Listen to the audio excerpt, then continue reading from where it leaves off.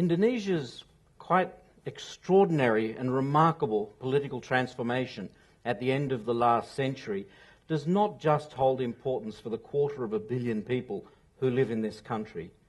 That transformation represented the single largest movement by a single nation towards embracing a democratic system of governance since India decided to abandon a ridiculous 2-year experiment with authoritarianism in the mid-1970s.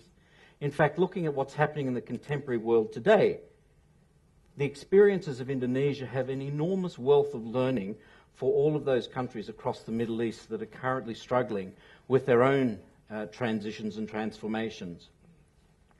What I'd like to leave you with today, by the end of my discussion, is 3 points, I hope. Firstly, is a better understanding of just how Indonesians divide themselves politically. What, for want of a better term, is the left and the right wing in Indonesian politics. The second is how come Indonesia has managed to build a middle ground in politics within its political system. It's no longer as polarized as it was. Why is there a middle ground in Indonesian politics? And the third, and this is of particular relevance for countries that are going through profound transformations and transitions, is what exactly happens to parties and voters when you go through the famous transitional election.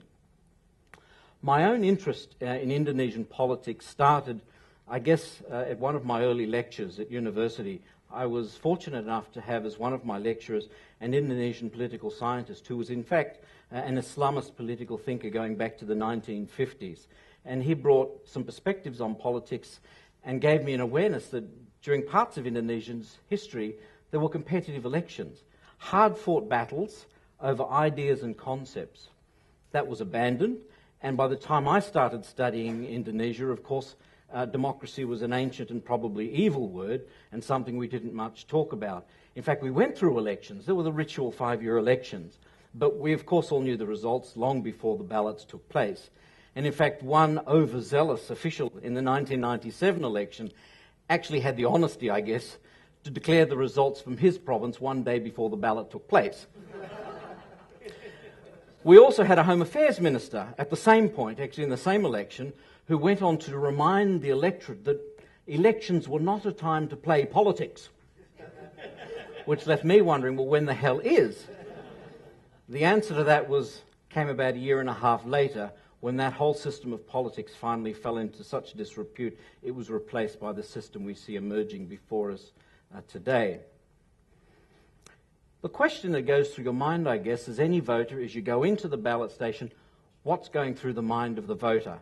Let me offer you a few suggestions of the kind of things that go through the mind of Indonesian voters as they go to the polling station. For those of you who are from other countries, some of these will actually be remarkably similar. Some people go to the polling station and they think to themselves, who's going to fix that school when my kids are going to school? Who's going to do something about the health clinic down the road, which has never opened on time? Who's going to do something about these wretched drug pushers who are corrupting our youth? Who's going to do something about protecting my religious values? Who's going to do something about stopping these religious bigots from enforcing their will upon my views? My family has always voted from parties from this side of politics, and until my death I will continue to vote for a party from this side of politics. Others are saying the exact opposite. I will always vote for somebody from this side of politics. My family has, we always will.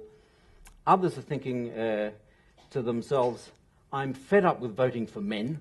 They do nothing more than create wars. I want to vote only for women. Others are saying, I refuse to vote for women. It's not their role to lead in politics. And that position on only voting for men is not just a complaint made by women. Many men have concluded the same thing. And an election that took place in the upper house of Indonesia in 2009 in one province, 4 senators are elected from each province. In one province, in West Kalimantan, which has had problems with sectarian conflict, all 4 senators elected were women. There were only 4 women candidates available to be selected, and the voters selected all 4. So I think there's a broad swathe of things that go through people's mind. Another thing, of course, is people rank and prioritise. Some things are more important than others. We do this automatically, every time. You're doing it right now. You've decided to come here and waste your time listening to me in the hope maybe out of all of this will be a gem of inspiration to come from it. You could have been going to the dentist to get that root canal treatment fixed. You could have been going to the salon to get a cream bath to make your head feel better. So many things, but you've decided to prioritise, and this is what you've done. The voters do the same thing. It's the job of parties and candidates to get the voters to see the same priorities as them, and therefore to cast their votes. Even so, there are certain things which, like lightning rods, divide and clear. There is clarity which occurs at certain levels. This is what I would like to discuss with you today. During the transitional elections in 1999, Jakarta was flooded with journalists flying in from all over the world, all very keen and enthusiastic to cover these democratic elections in this biggest Muslim majority country on earth. And that was a little phrase that managed to weave its way into every report that came out of the country at the time. But strangely enough, they would come up to me, and the question that they would inevitably ask me, particularly those from the West, was, which of these parties is more pro-free market and which of these parties is more socialist?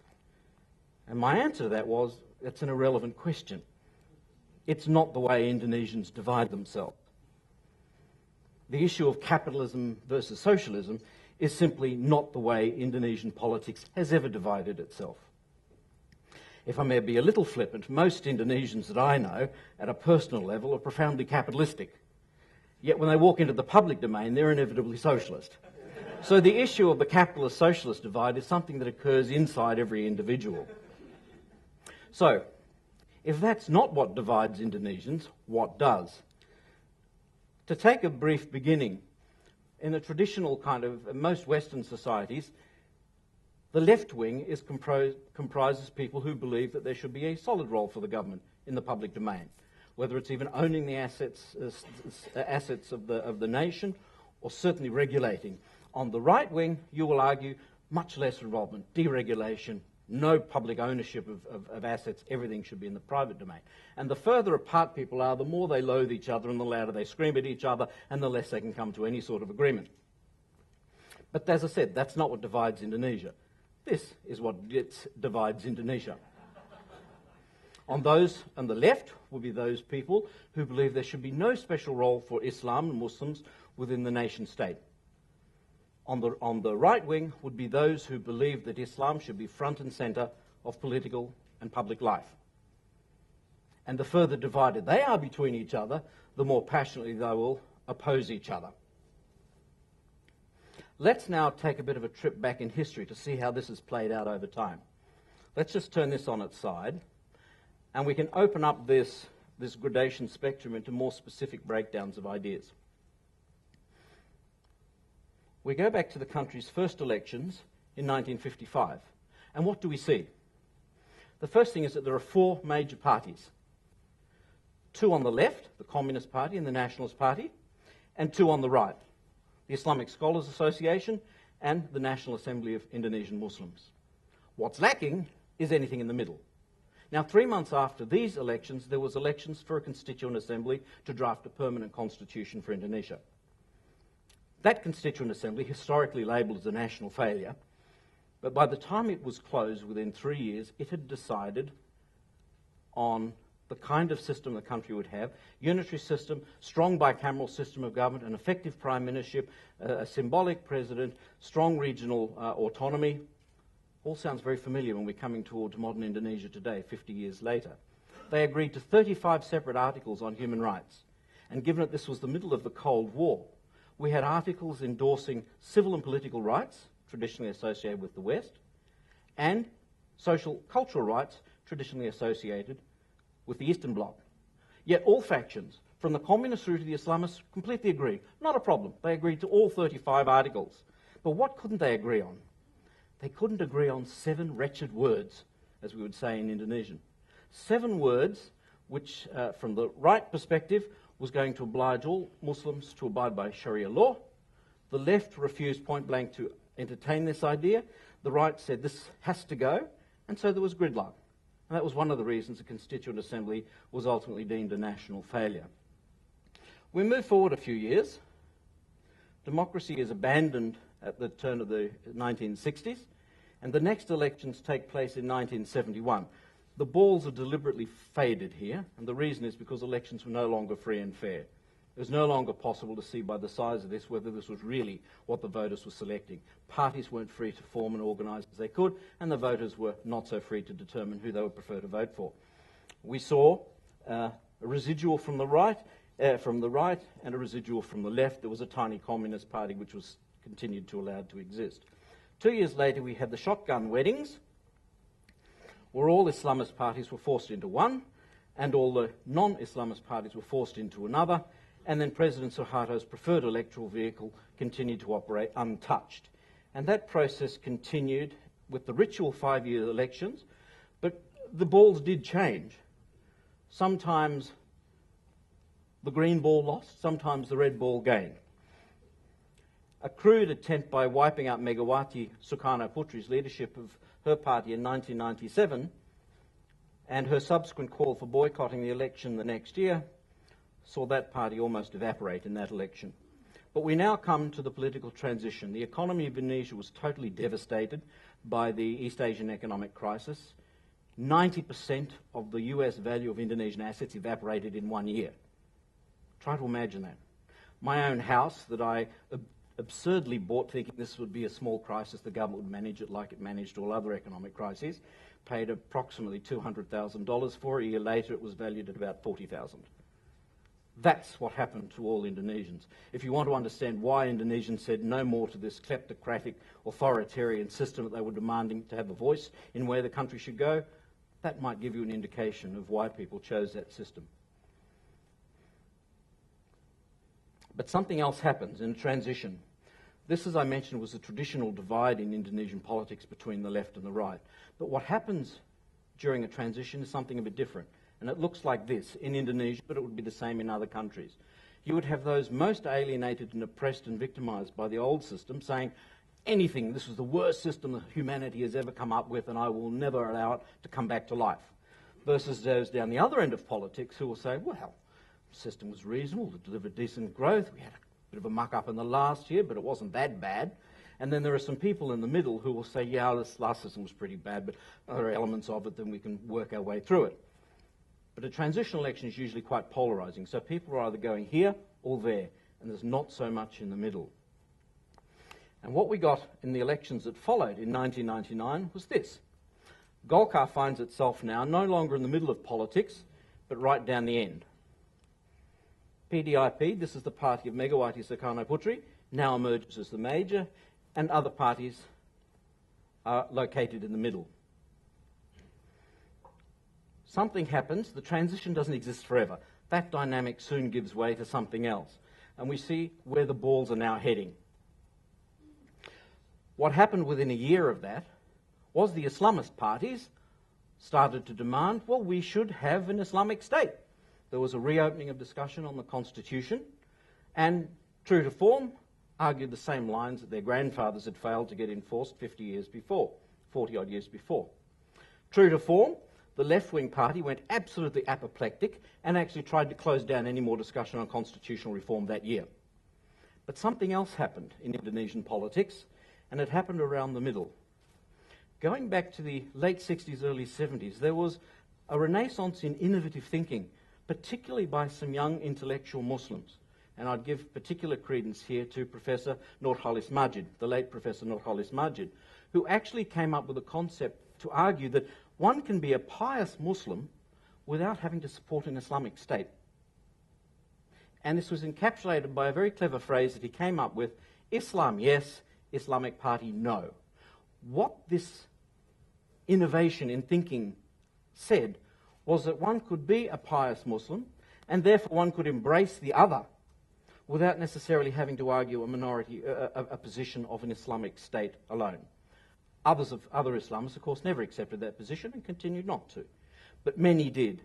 What that actually did was to allow people from the other end of politics to say, okay, I don't have to be Islamophobic. I mean, I too am a Muslim. And I've always pathologically opposed this because I refuse to entertain the idea of an Islamic state. But actually we don't have to reject religion in the public domain. We can have a position here. So religious minorities and secular Muslims, as it were, traditionally, were able to find a place in the middle. So the same debate which basically blocked constitutional reform, or the conclusion of a constitution in the late 50s, was a 2-week debate in the National Assembly, at which time people down here were arguing we must have Sharia enforced for Muslims, and up here people saying close down any further discussion, keep that genie in the bottle, thank you very much. And we had these people in the middle who didn't used to exist, who basically said, look, we don't actually agree with this, but what do you really want? And within a couple of week period, a negotiation was come up, and that issue has now been put to bed. Now, is that to say that this issue of the Islamic State has disappeared from Indonesian dialogue? No, it does not. Well, what's happened is it manifests itself in new ways.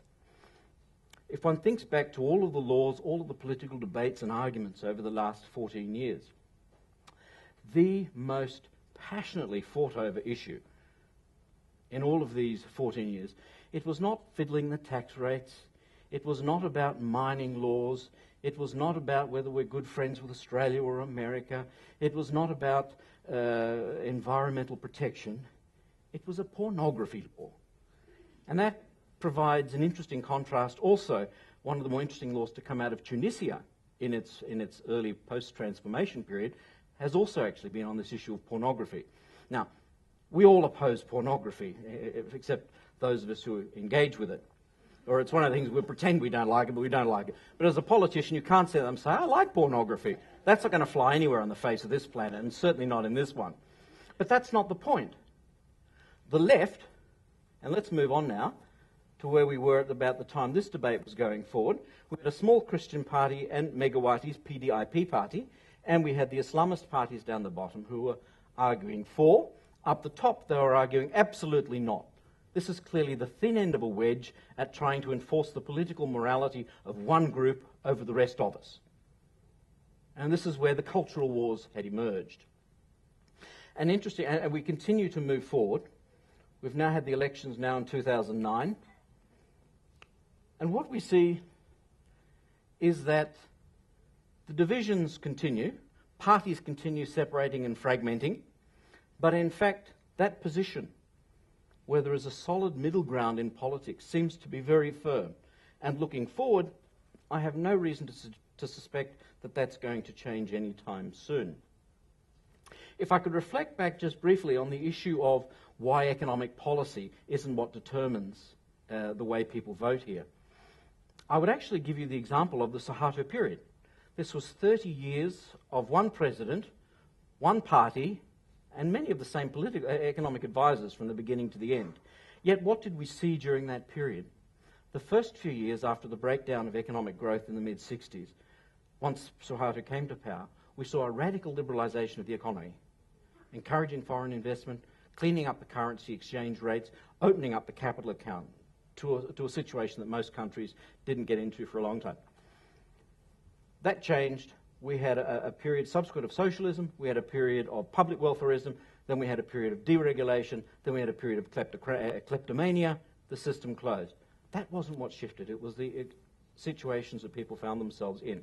I would leave you with the point that the most important picture that comes out of here is a country that has discovered for itself serious political stability. And that's the message, and it gives me a lot of confidence looking forward in Indonesia's future. Thank you.